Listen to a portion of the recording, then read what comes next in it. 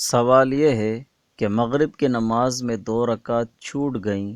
تو امام کے سلام پھیرنے کے بعد کس طرح ادا کرے، یعنی ان 2 رکعت کے درمیان التحیات پڑھنے کے لیے بیٹھنا ہے یا نہیں؟ جواب: امام کے سلام پھیرنے کے بعد کھڑا ہو اور پہلی رکعت میں سبحانک اللہم، اعوذ باللہ، بسم اللہ پڑھ کر سورہ فاتحہ اور سورت پڑھ کر رکوع و سجدہ کر کے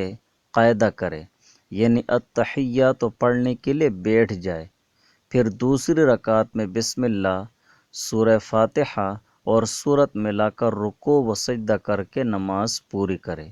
یہ عام طریقہ ہے، مگر بعض فقہاء نے لکھا ہے کہ اگر 2 رکعت کر کے قاعدہ کرے، یعنی 1 رکعت امام کے ساتھ اور 2 رکعت اپنی پڑھ کر التحیات پڑھنے کے لیے بیٹھ جائے